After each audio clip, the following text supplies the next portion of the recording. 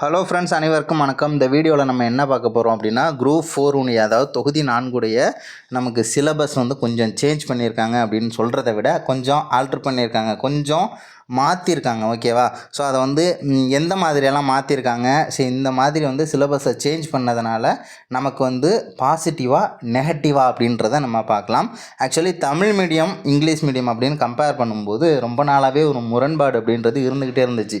எந்த கொஷின் பேப்பரை பார்த்தாலும் இங்கிலீஷ் ஈஸியாக இருக்கும். ஓகேவா? இங்கிலீஷ் பார்த்தோம்னா ரொம்ப ஈஸியாக இருக்கும். அதுமாரி இங்கிலீஷ் மீடியம் படித்தவங்க அந்த கொஸ்டின்ஸ்லாம் ஓரளவு ஈஸியாக ஆன்சர் பண்ணுற மாதிரியும், தமிழ் பார்த்தோம்னா தமிழுக்கு லோடு கொஞ்சம் அதிகமாக தான் இருக்கும். ஓகேவா? அதை இங்கிலீஷை கம்பேர் பண்ணும்போது நிறைய ரொம்பவே சொல்லலாம், எப்படியும் ஒரு 5-6 மடங்கு அளவுக்கு நமக்கு லோடு ரொம்ப அதிகம். ஏன்னா அவ்வளோ டேட்டான்றது இருக்குது. புது புக்குங்கிறாங்க, பழைய புக்கை படிக்கணும், 10க்கு சிறப்பு தமிழ், நம்ம ஓல்டு புக்கு அப்படின்னா இந்த பிளாக் அண்ட் ஒயிட்டில் அதுலேருந்து வரைக்கும் கொஷின்லாம் கேட்குவாங்க சில டைமில். ஸோ இந்த மாதிரி மினிமம் நம்ம படிக்கக்கூடிய அளவு பார்த்தோம்னா இப்படிலாம் இருந்துச்சு. புது புக்கு, பழைய புக்கு, சிறப்பு தமிழ் இப்படின்னு இருந்துச்சு. அதுவே பார்த்தோம்னா லோடுங்கிறது ஹெவி லோடாக இருந்துச்சு. ஸோ அதனால் நம்ம தலையில் இருந்த ஒரு பெரிய மூட்டை என்ன பண்ணியிருக்காங்க, கொடுப்பா நான் பாதியை இறக்கி வைக்கிறேன் அப்படின்னு சொல்லிட்டு பாதியை இறக்கி கீழே வச்சுருக்காங்க. ஸோ அந்த மாதிரியான ஒரு சேஞ்சஸ் தான் இது. இதில் என்னென்ன அப்படின்றத ஜஸ்ட்டு நம்ம பார்க்கலாம். அதே மாதிரி ஃபைனலாக இதில் நம்ம எப்படியெல்லாம் ப்ரிப்பேர் பண்ணலாம், எந்த இடத்துல நம்ம ஃபோக்கஸ் பண்ணலாம் அப்படின்ற இடத்தையும் நம்ம பார்த்துடலாம். ஓகேவா? அதுமாரி ஃபஸ்ட்டு என்ன கொடுத்துருக்காங்கன்னா, பகுதியை 10ஆம் வகுப்பு தரம்னு சொல்லியிருக்காங்க. பொது அறிவியல் சயின்ஸில் வெறும் 5 கேள்வி தான். சயின்ஸில் வெறும் 5 கேள்வி தான். அந்த 5 கேள்வியில் 4 கேள்வி எப்படி எடுக்கிறதுன்றத நம்ம அடுத்த வீடியோ போட்டுடலாம். ஒன்றுமே பிரச்சனை இல்லை. ஒவ்வொரு சப்ஜெக்ட்டுக்கும் எந்த ஏரியா முக்கியன்றதை நம்ம செலக்டடாக போட்டுடலாம். பொது அறிவியலில் என்னென்னலாம் கொடுத்துருக்காங்க அப்படின்னா, பேரண்டத்தின் இயல்பு, இயற்பியல் அளவுகளின் அளவீடுகள், இயக்கவியலில் பொது அறிவியல் விதிகள், விசை, அழுத்தம் மற்றும் ஆற்றல், அன்றாட வாழ்வில் இயந்திரவியல், அப்புறம் கரண்ட்டு மின்னியல், அப்புறம் மேக்னட்டிசம் வருது இல்லையா, காந்தவியல், லைட்டு சவுண்டு, ஒளி வெப்பம். ஓகேவா? இது ஒரு செட்டாகவே வரும். அணுக்கரு இயற்பியல் அப்படின்றது வந்திருக்கு. தனிமங்கள் சேர்மங்கள், அமிலம், காரம், உப்பு வருது. பெட்ரோலியம், உரங்கள், பூச்சிக்கொல்லி, உலோகவியல் மற்றும் உணவில் கலப்படம். ஓகேவா? உணவில் கலப்படம் அப்படிங்கிறது நமக்கு ஒரு கொஞ்சோண்டு யூனிட் தான். ஓகேவா? அதெல்லாம் நம்ம முடிச்சிடலாம். உயிரியலின் முக்கிய கோட்பாடுகள், உயிரினங்களின் வகைப்பாடு, அதான் மரபியல், உடலியல், பரிணாமம், ஊட்டச்சத்து, உடல்நலம், சுகாதாரம், மனித நோய்கள், சுற்றுப்புற சூழல், அறிவியல் மற்றும் தொழில்நுட்பத்தில் அண்மை கால கண்டுபிடிப்புகள், அப்புறம் நடப்பு நிகழ்வுகள் அப்படின்னு சொல்லி கொடுத்துருக்காங்க. நடப்பு நிகழ்வுகள் அப்படின்றது எதை பேஸ் பண்ணி கொடுத்துருக்காங்கன்னா, சயின்ஸ் ரிலேட்டடாக நடப்பு நிகழ்வுகள் எதுவும் இருந்துச்சு அப்படின்னா நமக்கு அதுலேருந்து கேள்விகள்ன்றது வந்துடும். இந்த 5 கேள்வியை நம்ம எப்படி, அதாவது 5 கேள்வி அப்படின்னு சொல்லிட்டு நம்ம சிம்பிளாக விட்டுற முடியாது. இந்த 5 கேள்வியில் எப்படி நம்ம மேக்ஸிமம் ஸ்கோர் பண்ணலாம் அப்படின்றத நம்ம என்ன பண்ணலாம், ஈஸியாக ஃபோக்கஸ் பண்ணி தட்டி அடிச்சுட்டு போயிட்டே இருக்கலாம். ஒரே சிக்ஸர் தான். ஓகேவா? ஏன்னா நமக்கு 15 கேட்டுக்கிட்டு இருந்தாங்க. பெரிய லோடு. சயின்ஸுங்கிறது என்னடா சப்ஜெக்டாடா இது அப்படின்னு யோசித்த அளவுக்கு இருக்கக்கூடிய சப்ஜெக்ட்னால் அது சயின்ஸ் தான் சொல்லலாம். ஏன்னா அந்த அளவுக்கு குறைச்சிருக்காங்க. தேங்க்ஸ் டு டிஎன்பிஎஸ்சி அப்படின்னு சொல்லி ஒரு வாழ்த்துக்களை டிஎன்பிஎஸ்சிக்கு சொல்லிவிட்டுருங்க. அடுத்தது என்னென்னா, புவியியல், ஜாக்ரஃபியில் 5 கேள்வி. இது பார்த்தோம்னா வழக்கம் போல் 5 தான் கேட்டுக்கிட்டு இருப்பாங்க. அதே மாதிரி தான் இருக்குது. புவி அமைவிடம், இயற்கை அமைவுகள், பருவமழை, மழை பொழிவு, வானிலை மற்றும் காலநிலை, நீர் வளங்கள், அதாவது ஆறுகள் சொல்லியிருக்காங்க, மண், அப்புறம் கனிம வளம், இயற்கை வளங்கள், காடு மற்றும் வன உயிரினங்கள், வேளாண் முறைகள், அதுக்கப்புறம் டிரான்ஸ்போர்ட் கொடுத்துருக்காங்க, போக்குவரத்து, அதுக்கப்புறம் தகவல் தொடர்பு, கம்யூனிகேஷன் கொடுத்துருக்காங்க. தமிழ்நாடு மற்றும் இந்தியாவில் மக்கள் தொகை அடர்த்தி மற்றும் பரவல் எப்படி இருக்குது, பேரிடர், டிசாஸ்டர் கொடுத்துருக்காங்க, பேரிடர் மற்றும் பேரிடர் மேலாண்மை, சுற்றுச்சூழல், பருவநிலை மாற்றம், புவியியல் அடையாளங்கள், கரண்ட் அஃபேர்ஸ் அப்படின்னு சொல்லிட்டு கொடுத்துருக்காங்க. இந்த புவியியலில் 5 கொஸ்டினில் 4 கொஸ்டினில் 3 கொஸ்டின், குறைஞ்சது 3 கொஸ்டின் அடிக்கணும்னா 10வது புக்கை படித்தா மட்டுமே என்ன பண்ணலாம், 3 கொஸ்டின்றதை நம்ம அடிச்சிடலாம். பேலன்ஸ் இருக்கக்கூடிய 2 கேள்வி தானே, அதையும் நம்ம தட்டி தூக்கலாம். எப்படின்றத அடுத்த வீடியோவில் நீங்கள் எதிர்பார்த்துக்கிட்டே இருங்க. கண்டிப்பாக நம்ம ஈஸியாக அடிச்சிடலாம். ஓகேவா? அடுத்தது என்னென்னா, அலகு 3, இந்தியாவின் வரலாறு, பண்பாடு மற்றும் இந்திய தேசிய இயக்கம். 10 கேள்வி சொல்லியிருக்காங்க. என்னது 10 கேள்வியா அப்படின்னு இந்த இடத்துல சேஞ்சஸ் நடந்திருக்கு அப்படின்னா, இந்திய தேசிய இயக்கம்னு தனி ஒரு பார்ட்டாக வச்சுருந்தாங்க. வரலாறு அப்படின்றது தனி பார்ட்டாக இருந்துச்சு. ஓகேவா? இதில் ஒரு 5 கேள்வி கேட்பாங்க, அதில் ஒரு 5 கேள்வி கேட்பாங்க. என்ன பண்ணிட்டாங்கன்னா, ரெண்டுத்தையும் சேர்த்து 10 கேள்வி அப்படின்னு சொல்லியிருக்காங்க. என்ன இருக்குது அப்படின்றத நம்ம பார்த்துடலாம். சிந்து சமவெளி நாகரிகம். ஓகேவா? அதுமாரி குப்தர்கள், டெல்லி சுல்தானேட் கொடுத்துருக்காங்க, டில்லி சுல்தான்கள். முகல்ஸ் கொடுத்துருக்காங்க, முகலாயர்கள். மராத்தியர்கள். தென்னிந்திய வரலாறு.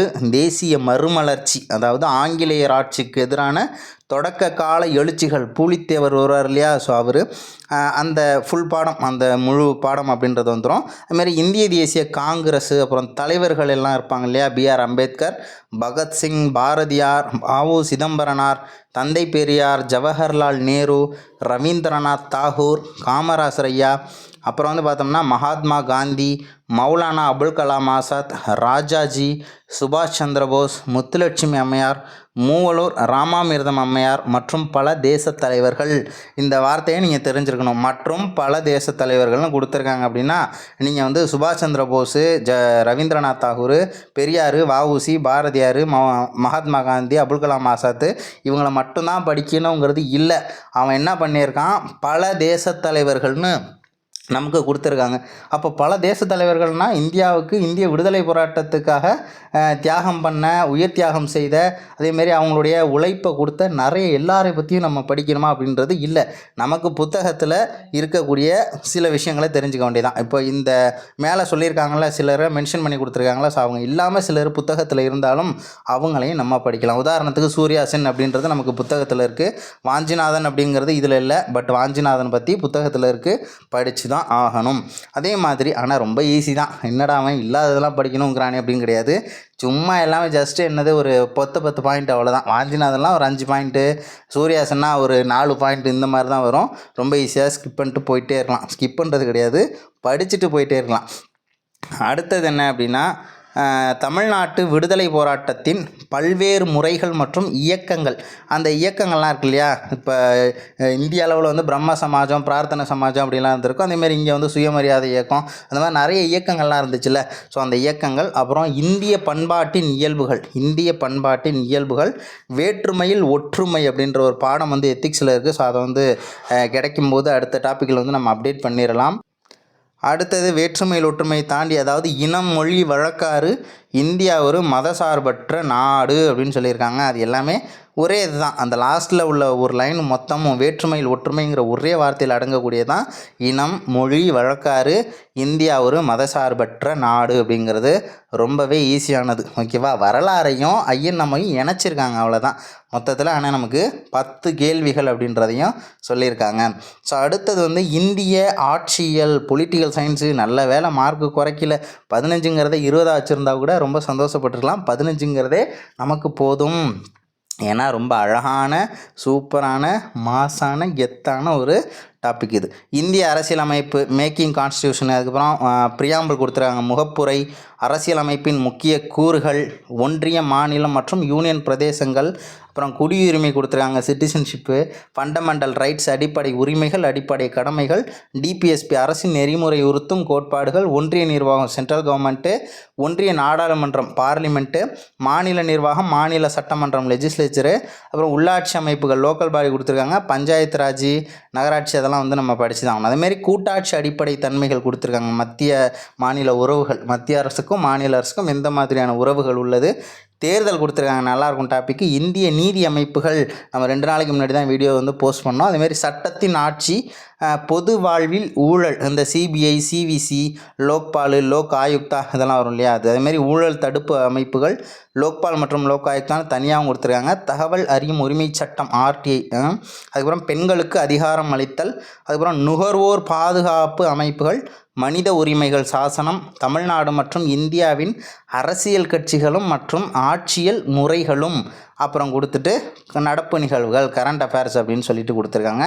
ஆல்ரெடி இருந்தது தான். ஓகேவா, ஆல்ரெடி இருந்தது தான். இருந்தாலும் 15 கேள்விகள் அப்படிங்கிறது நமக்கு சந்தோஷம்தான். அதுக்கு முன்னாடி வரைக்கும் 15ங்கிறது ஓரளவு ஆவரேஜாக சொல்லலாம். இதில் வந்து மென்ஷன் பண்ணி 15 வரைக்கும் கேட்குறதா சொல்கிறாங்க. ரொம்ப சந்தோஷம். ஸோ அடுத்தது என்ன இருக்குது அப்படின்னா, இந்திய பொருளாதாரம் மற்றும் தமிழ்நாட்டில் வளர்ச்சி நிர்வாகம் என்னது 20 கேள்வியா. யூனிட் 9 இருக்கு இல்லையா, யூனிட் 9 வந்து இந்திய பொருளாதாரம் கூட இணைச்சிருக்காங்க. இந்திய பொருளாதாரத்தின் இயல்புகள், 5 ஆண்டு திட்டங்கள், திட்டக்குழு மற்றும் நிதி ஆயோக்கு, வருவாய் ஆதாரங்கள், ஆர்பிஐ இந்திய ரிசர்வ் பேங்க்கு, நிதி ஆணையம், ஃபினான்ஸ் கமிஷன் சொல்கிறோம் இல்லையா, அதே மாதிரி மத்திய மாநில அரசுகளுக்கு இடையான நிதி பகிர்வு, டேக்ஸை வந்து பிரிச்சுக்கிறாங்கல்ல, ஸோ அந்த மாதிரியான விஷயங்கள். அப்புறம் ஜிஎஸ்டி சரக்கு மற்றும் சேவை வரி, பொருளாதார போக்குகள், வேலைவாய்ப்பு உருவாக்கம், நில சீர்திருத்தங்கள் மற்றும் வேளாண்மையில் அறிவியல் தொழில்நுட்பத்தின் பயன்பாடு, தொழில் வளர்ச்சி, ஊரக நலன் சார்ந்த திட்டங்கள், சமூக பிரச்சனைகள், மக்கள் தொகை, கல்வி, நலவாழ்வு, வேலைவாய்ப்பு, வறுமை, அப்புறம் சமூக நீதி, சமூக நல்லிணக்கம் கொடுத்துருக்காங்க.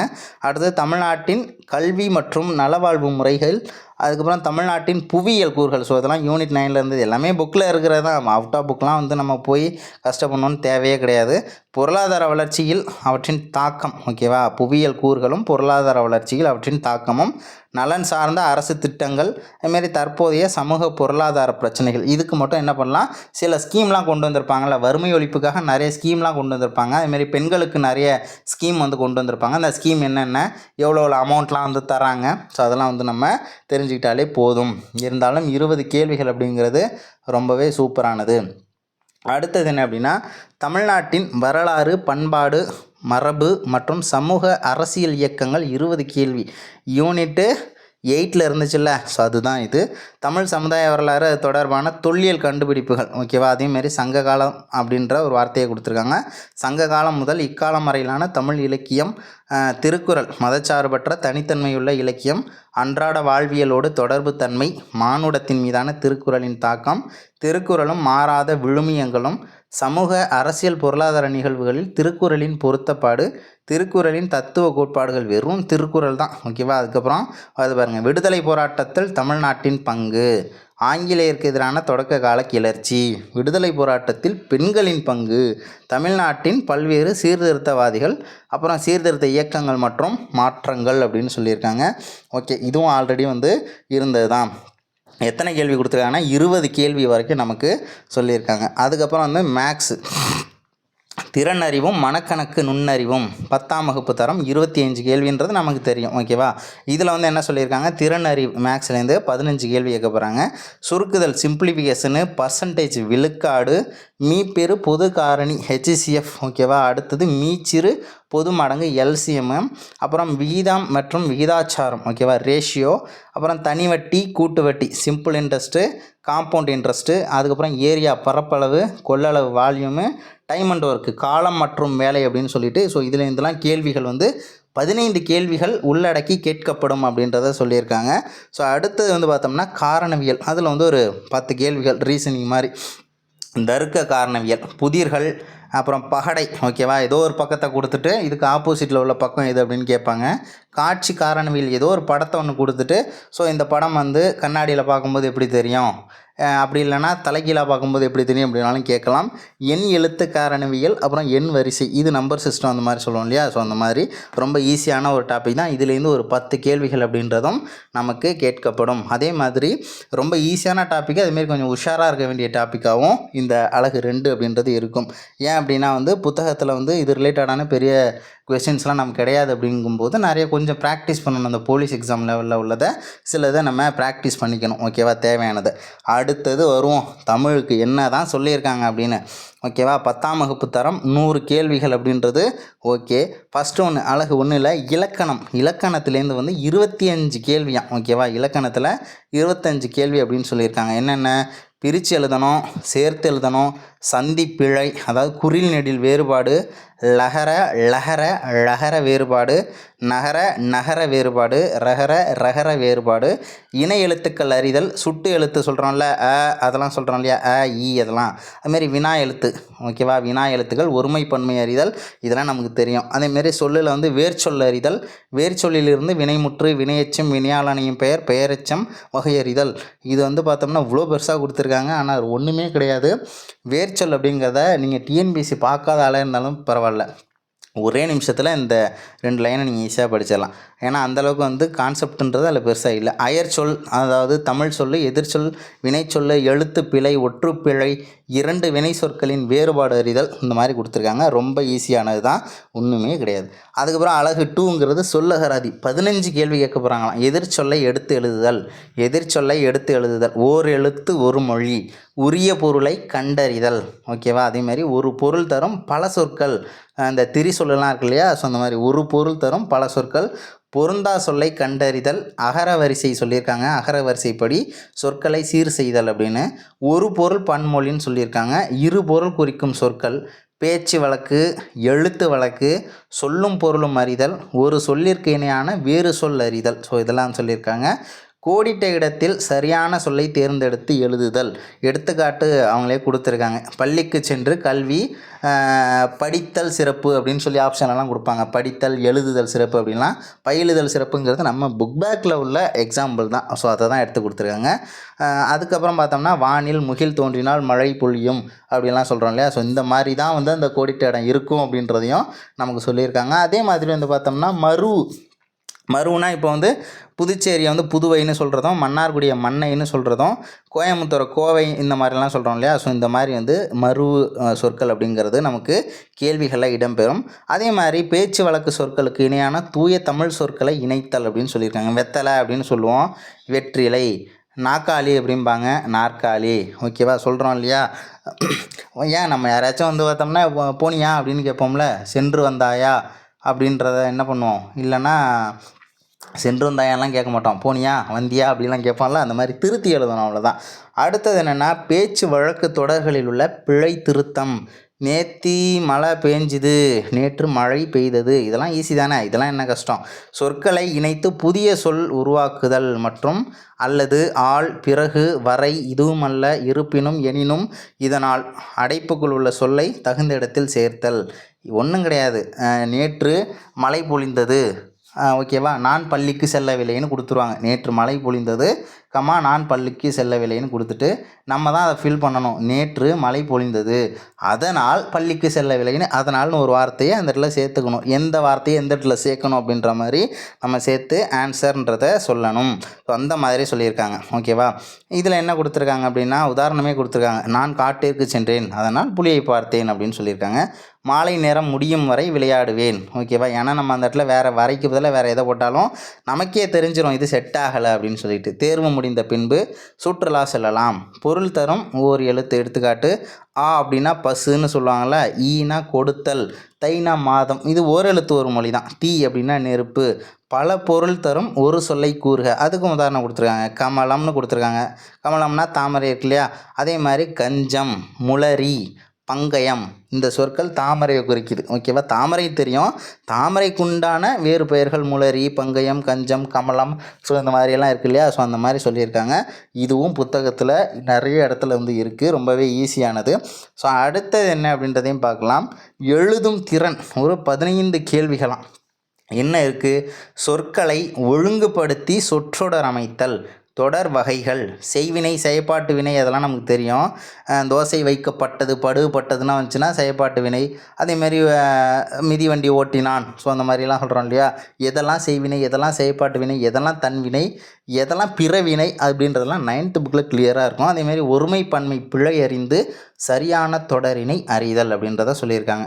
ஏன்னா வந்து மாடு மேய்ந்ததுன்னு தான் சொல்லணும், மாடு மேய்ந்தனன்னு சொல்லக்கூடாது. மாடுகள் மேய்ந்தன. ஏன்னா மாடுகள்ங்கிறது பன்மையில் இருக்குது, மேய்ந்தனங்கிறது பன்மையில் இருந்துச்சுன்னா நம்ம மேய்ந்தனன்னு சொல்லணும். அதேமாதிரி ஒரு மாட்டை தான் சொல்கிறோம் அப்படின்னா மேய்ந்ததுன்னு சொல்லணுமா. அப்போ மாடு மேய்ந்தது அதை எப்படி கொடுப்பாங்க நமக்கு விஷயம்ல, மாடு மேய்ந்தன. அப்படி இல்லைன்னா மாடுகள் மேய்ந்தது அப்படின்னு சொல்லி கொடுப்பாங்க. மாடுகள் மேய்ந்தன அப்படின்னு சொல்லிட்டு நம்ம தான் வந்து திருத்தணும். அடுத்தது என்னென்னா மரபு தமிழ், திணை மரபு, உயர்திணை அம்மா வந்தது, அம்மா வந்தாள். அம்மா வந்தது அப்படின்னு கொடுத்துருக்காங்க. அதுங்கிறது அஃறிணைக்குரியது. மனிதன் தவிர்த்த எல்லாமே அஃறிணை தான். ஓகேவா. மனிதன் மட்டும்தான் உயர்திணை. அப்போ அம்மா வந்தாள்னு சொல்லணும். அஃறிணைனா மாடுகள் நனைந்தது அப்படின்னு சொல்லியிருக்காங்க. மாடுகள் நனைந்தன அப்படின்றதான் சொல்லணும். பால் மரபு ஆண் பால், அவன் வந்தான்னு சொல்லணும், அவன் வந்ததுன்னு சொல்லி தப்பாக கொடுப்பாங்க. அதுமாரி பெண் பாலில் அவள் வந்தாள்னு சொல்லணும், அவள் வந்தது அப்படின்னு சொல்லிட்டு நமக்கு மாற்றி கொடுப்பாங்க. அதே மாதிரி பலர் பாலில் ஒன்றன் பால், பலவின் பால். ஸோ இது எல்லாமே வந்து ஒரே வார்த்தையில் கொடுத்துருக்கலாம். இதையே நமக்கு 4 வரியில் கொடுத்துருக்காங்க. தேங்க்யூ டிஎன்பிஎஸ்சி தான். ஓகேவா. அதுக்கப்புறம் காலம், நேற்று மழை பெய்ததுன்னு சொல்லணும், பெய்யும் அப்படின்னு சொல்லி எதிர்காலத்துக்கு உள்ளதை இறந்த காலத்தில் கொடுக்குறதும், இறந்த காலத்தில் நடந்ததை எதிர்காலத்துக்காக மாற்றி சொல்கிறதும் நமக்கு வந்து பிழையாக கொடுப்பாங்க. ஸோ அது வந்து நம்ம திருத்திக்கலாம். அதுக்கு வந்து நம்ம புத்தகத்தை தான் பார்க்கணுன்றது தேவையில்லை. நம்ம நார்மலாகவே என்ன பண்ணலாம், கண்டுபிடிக்கலாம். அதே மாதிரி இளமை பெயர் பசு, கன்று, பசுவோட கன்றுக்குட்டின்னு சொல்கிறோம் இல்லையா, கன்றுன்னு சொல்லணும். ஆட்டுக்குட்டி அப்படின்னு சொல்லணும். நாய் வந்து குறைத்ததுன்னு சொல்லணும், ஆனால் நாய் கத்துச்சு அப்படின்னு சொல்லி கொடுப்பாங்க. அதுமாரி வினை மரபு, சோறு உண்டான் அப்படின்னு சொல்லணும், சோறு தின்றான் அப்படின்றதெல்லாம் தப்பு இல்லையா. ஸோ அந்த மாதிரி சொல்கிறாங்க. தொகை மரபு, மக்கள் கூட்டம், ஆட்டு மந்தை, ஸோ இந்த மாதிரியெல்லாம் சொல்லணும். அதே மாதிரி வந்து கால் புள்ளி, அரை புள்ளி, முக்கால் புள்ளி, முற்றுப்புள்ளி, வியப்புக்குறி, வினாக்குறி, கொஷின் மார்க் இதெல்லாம் எங்கெங்கே வரும் அப்படின்றதையும் நம்ம வந்து என்ன பண்ணணும், செலக்ட் பண்ணி ஆன்சரில் கொடுத்துருவாங்க. மாற்றி மாற்றி கொடுத்துருவாங்க. கொஷின் மார்க் வந்து போட வேண்டிய இடத்துல ஒரு ஆப்ஷனில் கொடுத்துட்டு பேலன்ஸ் உள்ளதெல்லாம் மாற்றி மாற்றி அங்கங்கே கொடுத்து வச்சுருப்பாங்க. எது சரியானதுன்றதை நம்ம சூஸ் பண்ணணும். ஸோ அடுத்தது கலை சொற்கள். 10 கேள்வி கேட்குறாங்களாம். 10 கேள்வி வந்து பார்த்தோம்னா 10மே லட்டு மாதிரி. ஓகேவா, புத்தகத்தில் இருக்கிறத மட்டும் நீங்கள் படித்தாலே போதும். ஓல்டு புக் எடுத்துக்கோங்க, ப்ளஸ் நியூ புக் எடுத்துக்கோங்க. அதேமாதிரி ஓல்டு புக்கில் வந்து பார்த்தோம்னா இந்த மாதிரி டேட்டாஸ்லாம் இருந்துச்சு. மைக்ரேஷன், வலசைங்கிறதுலாம் புது புக்கு. இதுமாரி அலர்ஜி, ஜீனு, நாட்டிக்கல் மைல் எல்லாமே புது புக்லேருந்து தான் உதாரணம் எடுத்து கொடுத்துருக்காங்க. தேடுபொறி வரைக்கும் சர்ச் இன்ஜின் அப்படின்னா நம்ம வந்து புது புக்கில் இருக்கக்கூடியதான். பழைய புத்தகத்தில் எதுவும் கொடுத்துருந்தாலும் அதையும் என்ன பண்ணுங்கள், அதையும் கண்டிப்பாக படிச்சுக்கோங்க. ஓகேவா. பல்துறை சார்ந்த கலை சொற்களை, அதாவது அறிவியல், கல்வி, மருத்துவம், மேலாண்மை, சட்டம். ஓகேவா, மேலாண்மை, அப்புறம் சட்டம், புவியியல், தொழில்நுட்பம், ஊடகம், தகவல் தொழில்நுட்பம் உள்ளிட்ட பல்துறை சார்ந்த கலை சொல்லுக்கு நேரான தமிழ் சொற்களை அறிந்திருக்க வேண்டும். அந்த 3 லைனில் ஒன்றுமே கிடையாது. இங்கிலீஷில் வார்த்தை கொடுப்பாங்க. புத்தகத்திலே வந்து பார்த்தோம்னா புக் பேக்கில் வந்து பார்த்தோம்னா இங்கிலீஷில் வார்த்தை கொடுத்துட்டு அதற்கு இணையான தமிழ் சொல் அப்படின்ட்டு அவங்களே கொடுத்துருவாங்க. இப்போ உதாரணத்துக்கு சொன்னால் இதில் சொல்லியிருக்காங்கல்ல, ஜீன் அப்படின்னா மரபணு அப்படின்னு கொடுத்துருப்பாங்க. ஓகேவா, புத்தகத்திலே கொடுத்துருப்பாங்க. ஏன்னா வந்து நீங்கள் புத்தகத்தில் என்ன இருக்கோ அதுதான் கரெக்டு அப்படின்றத மறந்துடக்கூடாது. ஜீன் அப்படின்னு கொடுத்துட்டு ஒரு ஐஃபன் கொடுத்துட்டு மரபணுன்னு புக் பேக்கில் அந்த இயலோட கடைசி பக்கத்தில் வந்து நமக்கு கொடுத்துருப்பாங்க. ஸோ அந்த மாதிரியான தகவலை என்ன பண்ணணும் அப்படின்னா ஹைலைட் பண்ணி அதை வந்து முன்னாடி வந்து ஏதோ கடமைக்கு படிச்சுட்டு போயிருப்போம். இப்போ வந்து அதையே ஒரு கடமையாக படிக்க போகிறோம், அவ்வளோதான். ஓகேவா, கடமைக்கு படித்ததை கடமையாகவே படிப்போம், அவ்வளோதான். நல்ல ஒரு சிலபஸ். கடல் மயில் அப்படின்றதெல்லாம் புத்தகத்தில் இருக்கிறதா. பழைய புக்கில் இருந்தாலும் சரி தான், தேடி படிச்சுக்கோங்க. சிறப்பு தமிழில் இருந்தாலும் தேடி படிச்சுருங்க. அதுமாதிரி 11th 12th ஏகப்பட்டது கிடக்கும். அதெல்லாம் நம்ம படித்ததே கிடையாது. 11th 12th இந்த மாதிரி கலைச்சொற்கள் ஏகப்பட்டது கிடக்கும். இலக்கணத்துக்குள்ளெல்லாம் கிடக்கும். புத்தகத்தில் எங்கே இருந்தாலும் சரி தான், விட்டுறாதீங்க. தேடி தேடி தேடி என்ன பண்ணுங்கள், அதை ஹைலைட் பண்ணி படிச்சிருங்க. ஸோ அடுத்தது வாசித்தல், புரிந்து கொள்ளும் திறன். ஒரு 15 கேள்வி சொல்லியிருக்காங்க. கொடுக்கப்பட்ட பத்தியிலிருந்து கேட்கப்பட்ட வினாக்களுக்கு சரியான விடையை தேர்ந்தெடுத்து எழுதுதல். ரொம்பவே ஈஸிங்க இது. இப்போ 15 கேள்வியா? செய்தித்தாள், தலையங்கம், முகப்பு செய்திகள், அரசு சார்ந்த செய்திகள், கட்டுரைகள் இவற்றை வாசித்தல், அப்புறம் புரிந்து கொள்ளும் திறன், உவமை தொடரின் பொருளை அறிதல், மரபு தொடரின் பொருள் அறிதல், பழமொழிகள் பொருள் அறிதல், ஆவண உள்ளடக்கங்களை புரிந்து கொள்ளும் திறன். ஒன்றும் கிடையாது. எப்படின்னா ஏதோ ஒரு வார்த்தை ஒன்று கொடுத்துருவாங்க. எதையாவது ஒரு வார்த்தையை கொடுத்துட்டு ஸோ இதில் வந்து என்ன பொருள் இருக்குது அப்படின்றத கேட்கலாம். ஓகேவா, கொடுக்கப்பட்ட பத்தியிலிருந்து கேட்கப்பட்ட வினாக்களுக்கு சரியான விடையை தேர்ந்தெடுத்தல் அப்படின்னா, அதாவது எப்படி தெரியுமா சொல்லலாம், கம்பர் இல்லை கம்பராமாயணத்தை இயற்றியவர் யாருன்னு கொஷினை கொடுத்துட்டு நமக்கு ஆப்ஷன் எப்படி தெரியுமா கொடுப்பாங்க, கம்பர் தேரெழுந்தூரில் பிறந்தவர். ஓகேவா, கம்பராமாயணம் இயற்றப்பட்டது அப்படின்னு கொடுப்பாங்க. கம்பராமாயணத்தை எழுதியவர் கம்பர் அப்படின்னு சொல்லி தான் நம்ம சரியான ஆன்சர்ன்றதை சொல்லணும். அதே ஆன்சர் என்ன பண்ணுவாங்க, உல்ட்டாவாக மாற்றி வச்சுருப்பாங்க. மாற்றி கொடுத்துட்டு ஸோ அந்த கேட்ட கேள்வி என்ன, இப்போ நான் வந்து உங்கள்கிட்ட கேட்குறேன், உன் பெயர் என்ன அப்படின்னா, என் பெயர் ஏதோ ஒன்று, உங்களோட பெயரை சொல்லுவீங்க. என் பெயர் விஜய் அப்படின்னு சொல்லுவீங்க. ஓகேவா, என் பெயர் விஜய் அப்படின்னு சொல்லணும். எனது அக்கா பெயர் அப்படின்னு சொல்லிட்டு ஆப்ஷனில் கொடுப்பாங்க. எனது தங்கை பெயர், நான் இன்னாரின் மகன் அப்படின்லாம் சொல்லிட்டு கொடுப்பாங்க. நான் உங்கள்கிட்ட கேட்டது என்ன, உன் பேர் என்ன, அவ்வளோதான். இதுக்கான ஆன்சரை தான் நம்ம சொல்கிற மாதிரி இருக்கும். இதெல்லாமே புத்தகத்தில் இருக்கக்கூடிய தகவல்கள் தான். ரொம்ப ஈஸியாக தான் இருக்கும். அதே மாதிரி எளிய மொழிபெயர்ப்பு 5 கேள்விகள். இதுவும் அதே தான். மேலே அந்த கலை சொற்கள் பார்த்தோம்ல, அதே கான்செப்டில் தான் எடுத்து வச்சுருக்காங்க.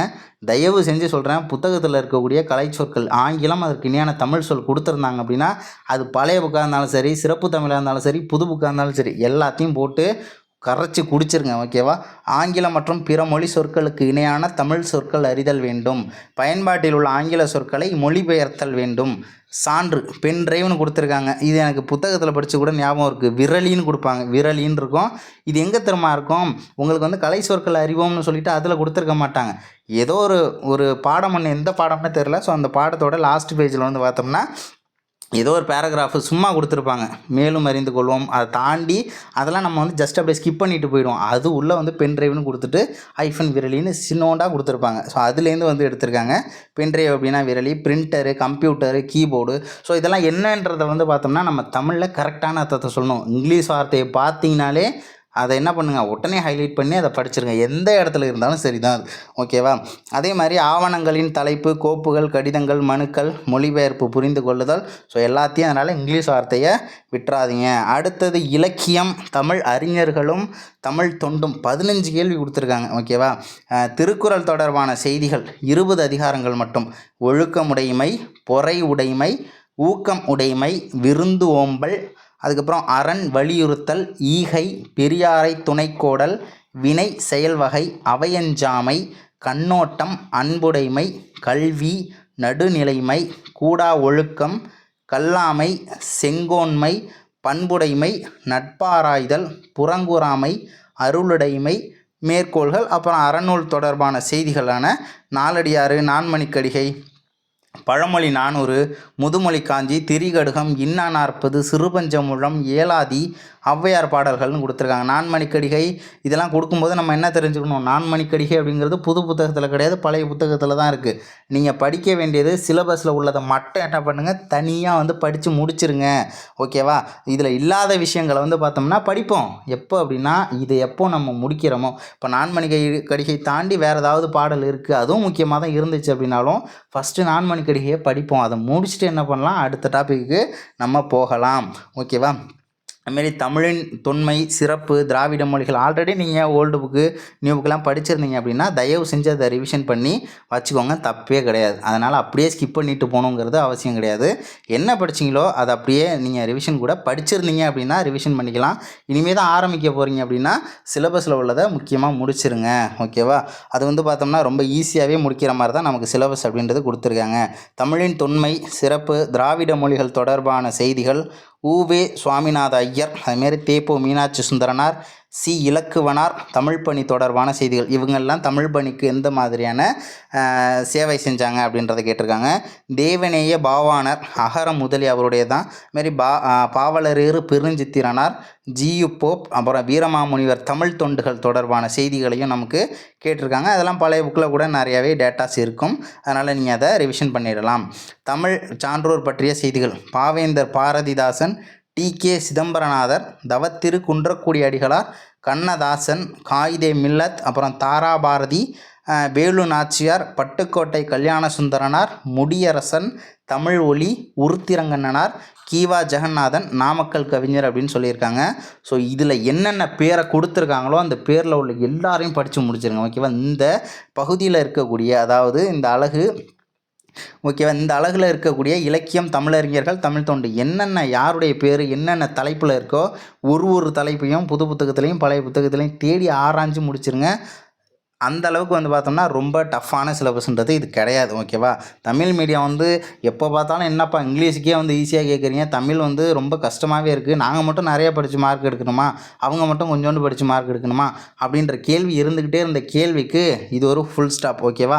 இப்போ நீயும் அவனும் சமம் அப்படிங்கிற மாதிரி நமக்கு என்ன பண்ணியிருக்காங்க, சிலபஸ் வந்து கம்மி பண்ணி கொடுத்துருக்காங்க.